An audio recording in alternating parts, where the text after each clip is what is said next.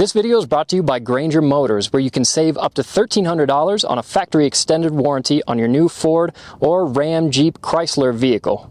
It's been about 7 months of owning the cheapest V8 Mustang you can buy, and in this video we're talking about the lessons learned because it's time to move this car on. We're also going to talk about why we're selling this car after just 7 months. Let's get into it. So we bought this Ford Mustang off a dealer lot for about $42,000, which is about as cheap as you're gonna find a brand new Coyote V8 powered Mustang. Now the sticker on this car was right around $47,000, but there are deals to be had. So what you're looking at there is a 486 horsepower, 5-liter Coyote V8, the new generation. This is of course the new S650 Mustang. Now here's the thing, the reason we bought this car is because a lot of these new Mustangs are well over 55 grand, upwards of 60 grand if you get like the dark horse version, and we wanted to see what the most affordable V8 version would be like. Now this was a car that we bought off the lot, like I said, at Brighton Ford, and we bought it in the winter. So even though this generation is brand new, if you shop around, there are deals to be had on them, especially now that the market has cooled down quite a bit. All right, here it is. Check it out. Our brand new Ford Mustang GT with the Coyote 5-liter. How cool is that? And I'm about to take my first drive in this dual exhaust. And I think we're looking at 15.4 miles on the odometer, which is fine. I'm good with that. This feels like it'll actually go around a corner. Don't want to go to a red line. Oh, that is incredible. Now it's mated to the 10-speed automatic transmission.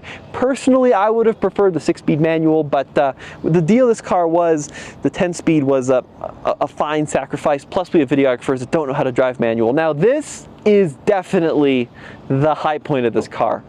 I kind of describe this car a little bit as a Coyote V8 shipping crate because the V8 is phenomenal. Not to say the rest of the car is bad, it's fine, but what you're really buying here is an engine with a Mustang attached to it. I'm not sure I would really enjoy this car as much with the 4-cylinder EcoBoost, and I know that there are pros and cons to that engine, but this V8 is fantastic, and we have done a ton of drag racing with this car. Now up here in Colorado at elevation, there is definitely a big performance hit, but even still, against vehicles like a GR Corolla, it just absolutely wipes the floor. We've raced this vehicle even against the manual Dark Horse, and the 10-speed automatic wiped the floor with that expensive Dark Horse.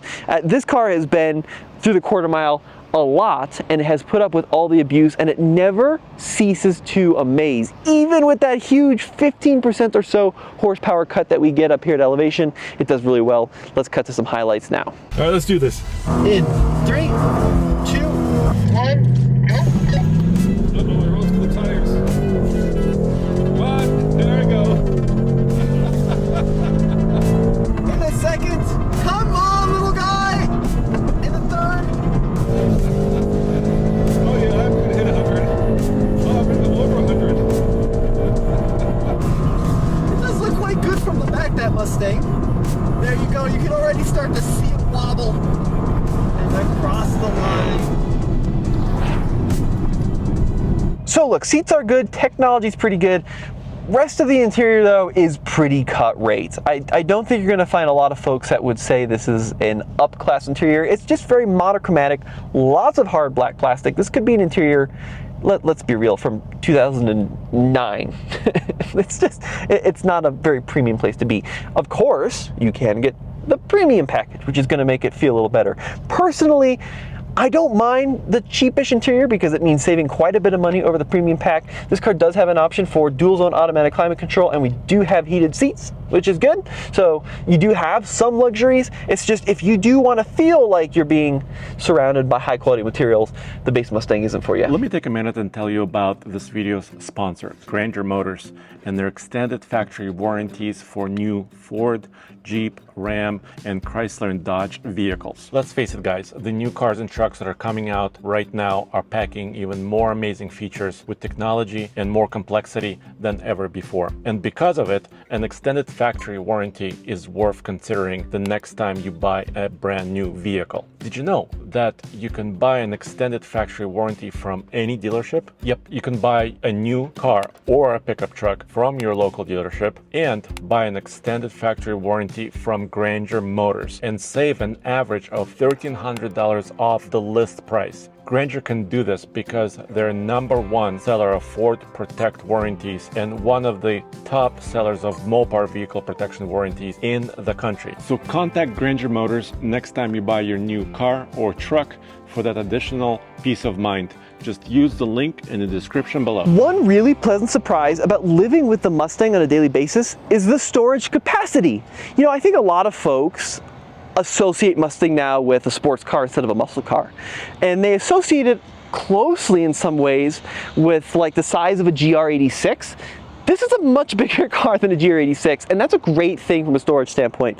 Trunk is large, trunk is deep, liftover is pretty reasonable, and you also have a space saver spare. Plus, if you do want a little bit of additional storage, you can pull a little lever here and fold down that rear seat for larger items. So a really usable trunk space. Now, if you want to come over here, Case, what's not usable so much is the rear seats. They are here. They might work for little kids. Legroom, of course, is going to be compromised, but just the headroom for adults is completely unusable. I'm 6 feet tall, but even if you're 5'7", you're going to struggle back here, and then you're in like kind of a greenhouse with that larger window.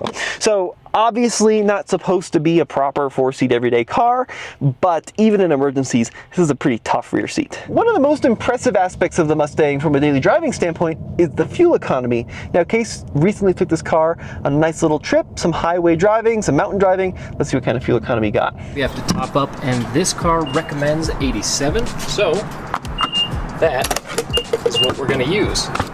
I'm also going to reset the trip odometer so that we can get an accurate reading from this fuel stop to the next. This trip is going to be primarily highway driving, which means that this 10-speed automatic can give us a nice gear ratio for this 5-liter V8 to just idle along at.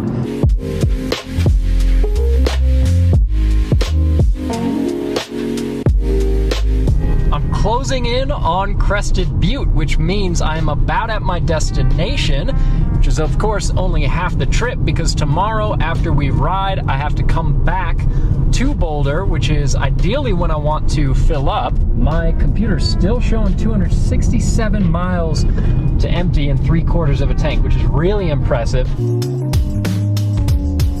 It's now the next day. I still haven't showered, so I'm super greasy, but we are back in Boulder, pulling up to the same pump that we filled up at. We've gone 454 miles on a tank of fuel.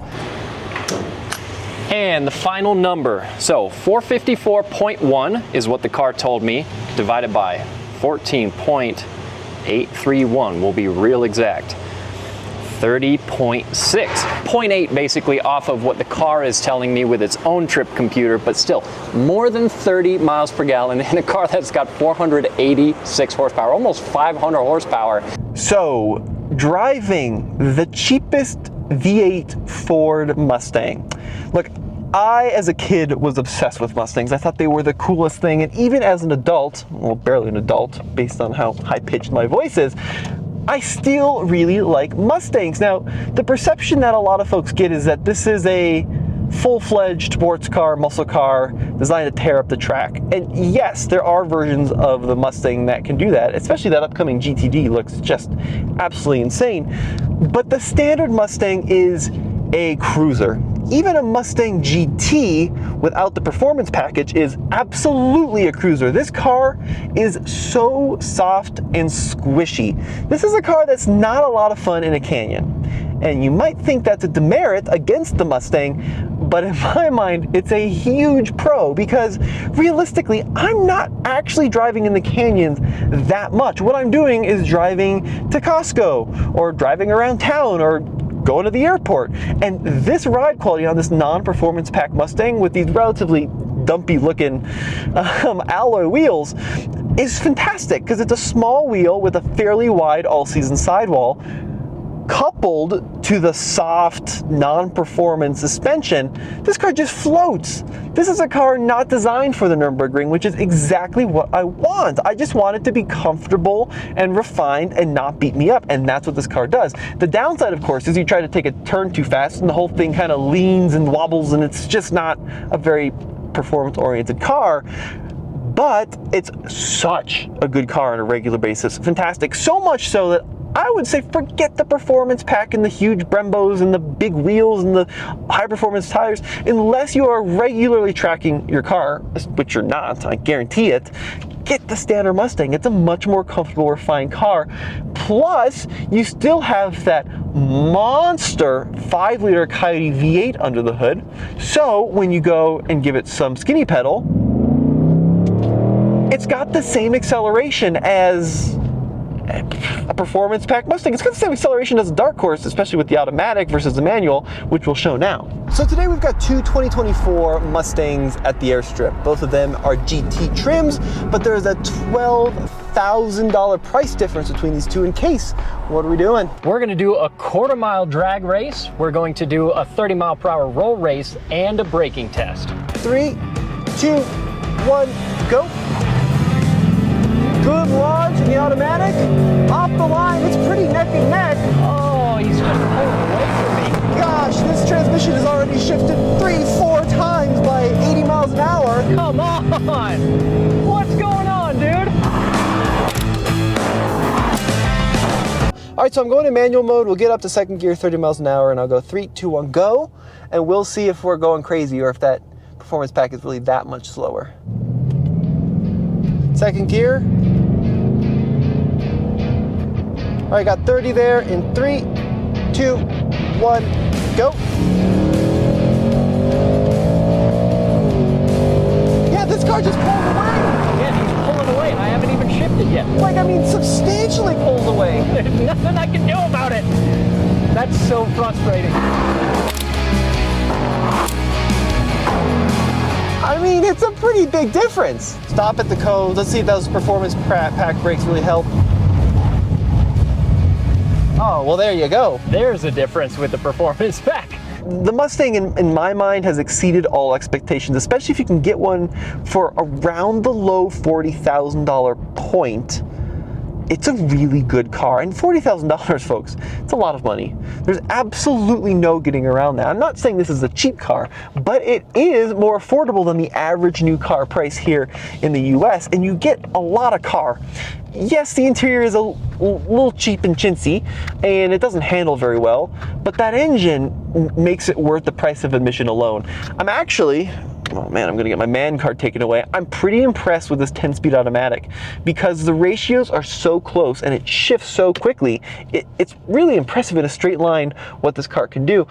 And yes, the manual would be more fun, but it's still a pretty fun car to drive with the 10-speed, especially with the paddle shifters. And then the one option that I would 100% recommend getting is this adjustable exhaust, performance exhaust. Now, there are different modes. If I go to the Mustang pages here, you can see you got the quiet mode all the way up to the track mode. This car is so unbelievably loud when you dial it into the track mode, inside, outside. I'm surprised they're able to sell a car this loud legally here in the US. Even in the normal mode, which is not meant for track use, it is a screamer. That adjustable exhaust, 100% worth getting. The rest of it, the Recaros, the big brakes, the dark horse, just skip it. Get the standard Mustang, save $15,000 in a lot of cases and get 99% of the same experience. Now, we'll talk about this a little bit more in the close. Look, we bought this car 7 months ago. It's only got 4,300 miles on it, a lot of which, granted, are quarter mile at a time. And we're selling it back to the dealer we bought it from for $37,000. We didn't get a special YouTube deal. We just basically walked in kind of like off the street. So we lost, what, 5K or so in 7 months, which is not terrible for especially for some new cars. And we got a ton of enjoyment out of it. I personally would love to keep this car. I can't afford this car right now, especially after having been married. And look, there's only so much we can do with it on YouTube before folks get sick of seeing the same drag race. But this really is a great value. I'm just gonna say it. Sure, the car's a little cut rate, but just that engine alone makes it worth the price of admission. Now that Camaro's dead, now that Challenger's dead, it's awesome. Yeah, 100%. Would recommend the Mustang. Obviously, should be no issues after 4,300 miles. There is one very annoying rattle, which we'll let the dealer take care of. But car's been great. Really, really enjoyed it. You know, I have to say I'm going to miss this Mustang. It has been a really, really usable daily driver, and that's been the high point of this car for me. The engine is fantastic.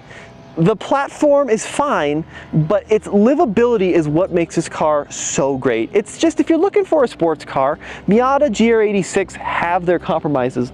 This feels every bit as usable, as long as you don't need a rear seat, as like a standard sedan. But you get that amazing engine and that fantastic sound and that really comfortable ride. So definitely consider the base Mustang if you just want a fast car that looks cool and is daily drivable. I'm gonna miss it. It's really been that good. The reason we're selling, of course, is there's only so many videos we can do before folks get tired of seeing the same thing, and we can't afford to just hold on to cars for me to daily drive.